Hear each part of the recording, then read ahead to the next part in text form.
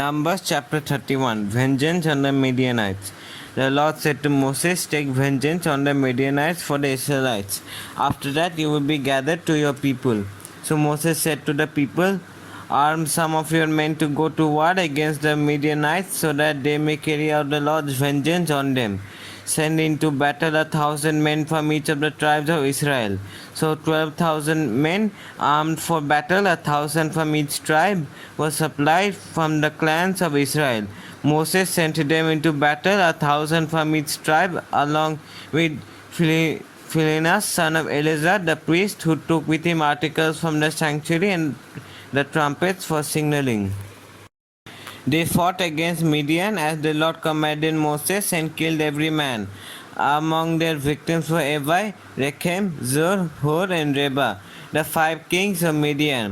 They also killed Balaam, son of Beor, with the sword.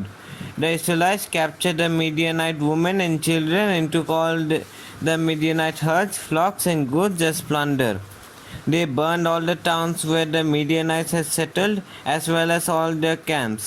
They took all the plunder and spoils, including the people and the animals, and brought the captives, spoils, and plunder to Moses and Eleazar the priest and the Israelite assembly at their camp on the plains of Moab by the Jordan across from Jericho.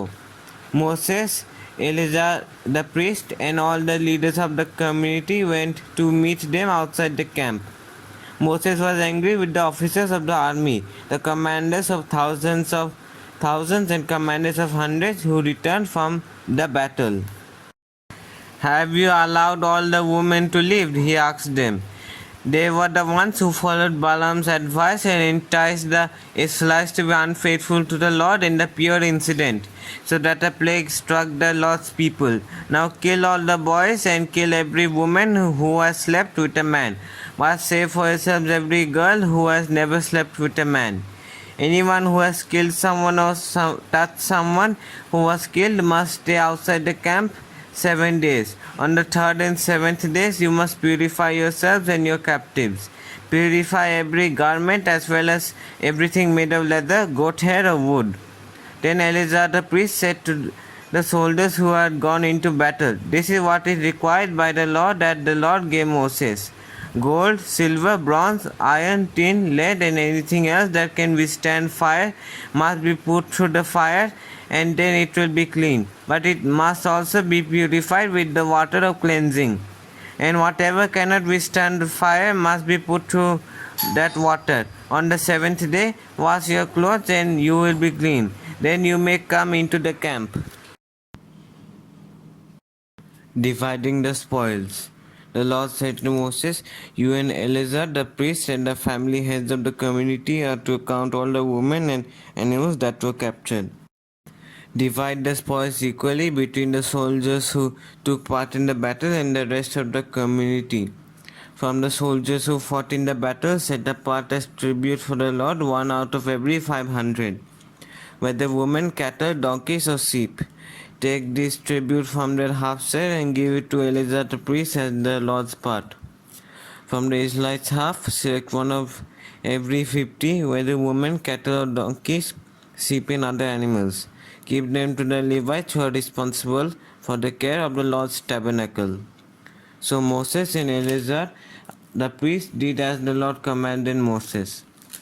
The plunder remaining from the spoils that the soldiers took was 675,000 sheep, 72,000 cattle, 61,000 donkeys, and 32,000 women who had never slept with a man. The half share of those who fought in the battle was 337,500 sheep, of which the tribute for the Lord was 675, 36,000 cattle, of which the tribute for the Lord was 72, 30,500 donkeys, of which the tribute for the Lord was 61, 16,000 women, for whom the tribute for the Lord was 32. Moses gave the tribute to Eleazar the priest as the Lord's part, as the Lord commanded Moses. The half belonging to the Israelites, which Moses set apart from that of the fighting men, the community's half, was 337,500 sheep, 36,000 cattle, 30,500 donkeys, and 16,000 women. From the Israelites' half, Moses selected one out of every 50 women and animals, as the Lord commanded him, and gave them to the Levites who were responsible for the care of the Lord's tabernacle. Then the officers who were over the units of the army, the commanders of thousands and commanders of hundreds, went to Moses and said to him, "Your servants have counted the soldiers under our command, and not one is missing. So we have brought as an offering to the Lord the gold articles each of us acquired: armlets, bracelets, signet rings, earrings, and necklaces, to make atonement for ourselves before the Lord." Moses and Eleazar the priest accepted from them the gold, all the crafted articles, all the gold from the commanders of thousands and commanders of hundreds that Moses and Eleazar presented as a gift to the Lord, were 16,750 shekels. Each soldier had taken plunder for himself. Moses and Eleazar the priest accepted the gold from the commanders of thousands and commanders of hundreds and brought it into the tent of meeting as a memorial for the Israelites before the Lord. Numbers chapter 32. The Transjordan tribes. The Reubenites and Gadites, who had very large herds and flocks, saw that the lands of Zedad and Gilead were suitable for livestock. So they came to Moses and Eleazar the priest and to the leaders of the community. And he said, "Ataroth, Dibon, Jazer, Nimrah, Heshbon, Elelia, Seban, Nebo, and beyond. The land the Lord subdued before the people of Israel are suitable for livestock, and your servants have livestock. If we have found favor in your eyes," they said, "let this land be given to your servants as a possession. Do not make us cross the Jordan." Moses said to the Gadites and Reubenites, "Should your own people go to war while you sit here? Why do you discourage the Israelites from crossing over into the land the Lord has given them? This is what your fathers did when I sent them from Kadesh Barnea to look over the land. After they went up to the valley of Eshcol and viewed the land, they discouraged the Israelites from entering the land the Lord has given them." The Lord's anger was aroused that day, and he swore this oath: "Because they have not followed me wholeheartedly, not one of those who were 20 years old or more when they came up out of Egypt will see the land I promised on oath to Abraham, Isaac, and Jacob. Not one except Caleb son of Jephunneh the Kenizzite and Joshua son of Nun, for they followed the Lord wholeheartedly." The Lord's anger burned against Israel, and he made them wander in the wilderness for 40 years, until the whole generation of those who had done evil in his sight was gone. And here you are, a brood of sinners, standing in the place of your fathers and making the Lord even more angry with Israel. If you turn away from following him, he will again leave all these people in the wilderness, and you will be the cause of their destruction. Then they came up to him and said, "We would like to build pens here for our livestock and cities for our women and children, but we will arm ourselves for battle and go ahead of the Israelites until we have brought them to their place. Meanwhile, our women and children will live in fortified cities for protection from the inhabitants of the land. We will not return to our homes until all the Israelites have received their inheritance. We will not receive any inheritance with them on the other side of the Jordan, because our inheritance has come to us on the east side of the Jordan." Then Moses said to them, "If you will do this, if you will arm yourselves before the Lord for battle, and if you, all of you who are armed, cross over the Jordan before the Lord until he has driven his enemies out before him, then when the land is subdued before the Lord, you may return and be free from your obligation to the Lord and to Israel. And this land will be your possession before the Lord. But if you fail to do this, you will be sinning against the Lord, and you may be sure that your sin will find you out. Build cities for your women and children and pens for your flocks, but do what you have promised." The Gadites and Reubenites said to Moses, "We, your servants, will do as our Lord commands. Our children and wives, our flocks and herds will remain here in the cities of Gilead." But his servants, every man who is armed for battle, will cross over to fight before the Lord, just as our Lord says. Then Moses gave orders about them to Eleazar the priest and Joshua son of Nun, and to the family heads of the Israelite tribes. He said to them, if the Gadites and Reubenites, all those armed for battle, cross over the Jordan with you before the Lord, then when the land is subdued before you, you must give them the land of Gilead as their possession. But if they do not cross over with you armed, they must accept their possession with you in Canaan. The Gadites and Reubenites answered, your servants will do what the Lord has said. You will cross over before the Lord into Canaan armed, but the property we inherit will be on this side of the Jordan.